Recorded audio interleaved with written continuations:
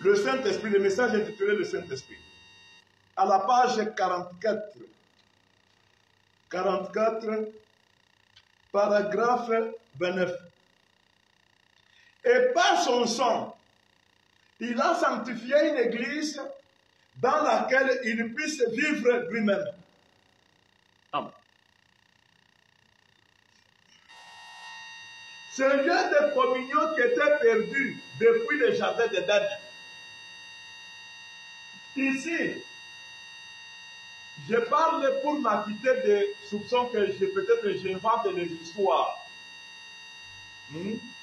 Je te montre que la présence de la divinité en Branham, ce n'est pas un fait du hasard. Ce n'est pas un quelconque homme qu'on a ramassé au passage. Voyez? La divinité en Branham, elle revient sur base de la promesse. La promesse est faite à l'homme qu'on appelle Adam. L'homme d'Adam là, c'est lui Branham. C'est pourquoi je venais à te faire entendre tour à tour dans le message Âge de Sardes, révélation de Jésus-Christ, Âge de Sardes, paragraphe 200, où la voix qu'il avait appelée dans l'Éden là quand il avait péché, l'a encore retrouvé là à l'ouest quand il voulait fuir les histoires de l'église de Dieu, en l'appelant Adam ou Étu. Je t'ai fait écouter encore une fois dans le message intitulé Montre-nous le Père, au paragraphe 22. La même voix l'identifie Branham comme étant Adam là. Amen. Vous voyez? Et puis, ça c'est un des faits. L'autre fait, Âge de Sardes, paragraphe 177. Paragraphe 177 et 178. Regardez ce qu'on appelle rédemption. Le programme de Dieu pour la restauration, c'est de ramener ce qui était au début. Écoutez bien, ressuscitez cela. Si ce livre tombe sur le plancher, maintenant prendre un autre livre pour le mettre à sa place, cela n'est pas une restauration ni une résurrection. Il faut qu'on relève le même livre. Amen. Amen.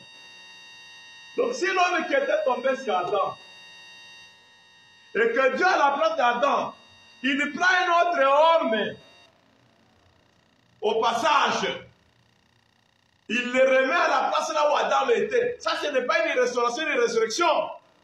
Amen.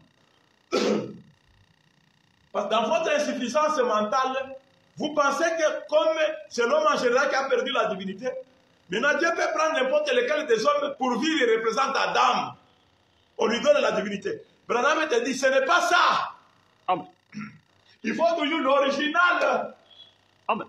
Le premier homme là, hein, le premier homme qui avait été divinisé avant que vous et moi nous soyons là. Amen.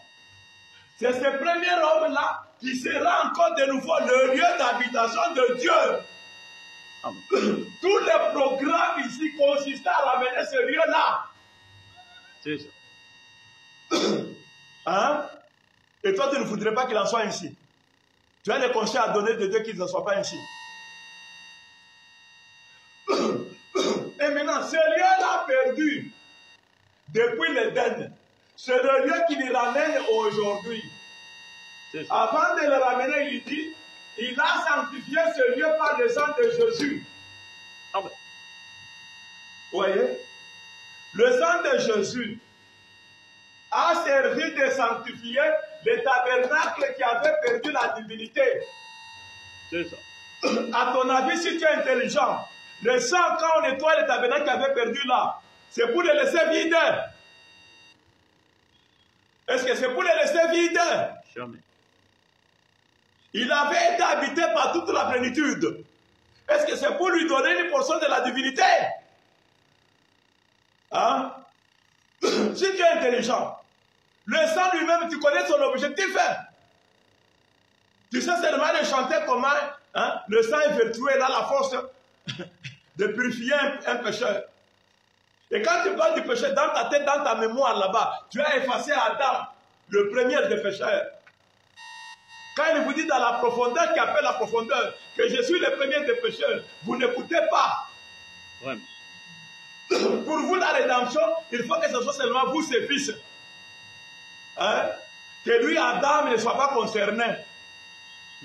Que le saint de l'Ancien Testament ne soit pas concerné. C'est ça. Oh, mon frère, ma soeur, je te regrette. Mais je t'informe quand même, le plan de rédemption qui est révélé aujourd'hui, ça montre qu'au début, Dieu voulait être un homme. Il l'a été. Le péché l'a séparé de cet homme. Et ce péché-là a fait obtenir à Dieu de manifester les autres attributs qui étaient en lui. Amen. Maintenant, quand il aura fini de manifester tous les attributs, il remet le royaume au Père. Il les remet. En d'autres termes, il rachète cet homme-là. Et puis il rentre en lui. Cette fois-là, définitivement, parce qu'il n'y aura plus encore une autre occasion de pécher. Je te résume à peu près le message. Toute la Bible, je te résume ça. Tu diras pourquoi il n'y aura plus une autre occasion de pécher. Branham te dit, pour que le péché ait lieu, il avait créé la femme différente de toutes les autres espèces. Au lieu de ramasser la poussière de la terre, comme pour toute femelle de chaque espèce, mais là Dieu va prendre une côte d'Adam, il va faire la femme, et il a fait une créature pervertie, qui a été remise entre les mains du diable, pour que le diable soit équipé pour jouer son rôle. Le rôle dont, dans un petit temps, nous allons parler ici. Le rôle de Dieu, du diable. Son rôle là, il ne pouvait bien le jouer que quand la femme aurait existé de la manière dont Dieu l'avait faite. Ça, c'est primo. Secundo, Dieu avait mis la loi. Ne touche pas. Cette loi-là, c'est celle qui a généré le péché. Toi-même, en tant qu'une créature intelligente, si Dieu n'avait pas mis la loi, est-ce qu'il y aurait eu péché? Il n'aurait pas eu péché. Dieu a mis la loi et il a créé une créature à la seule espèce humaine, la femme, différente de toutes les autres femelles. Donc, la nature de la femme lui donnait pas la création et la loi mise on fait obtenir à Dieu la chute par laquelle il puisse se déployer, qu'il puisse maintenant montrer tous les autres attributs. Après avoir montré tous les attributs de fils, de guérisseur, de sauveur, quand il rentre dans son lieu là, après l'avoir sanctifié, il n'y aura plus de séparation parce qu'il va enlever la loi. Et la femme sera faite différemment. Arrive-t-il à Dieu? Arrive-t-il à Dieu? Arrive-t-il à Dieu de changer sa parole? Et de changer sa pensée au sujet de sa parole. Paragraphe 93 et 94. Paragraphe 93 et 94, nous lisons.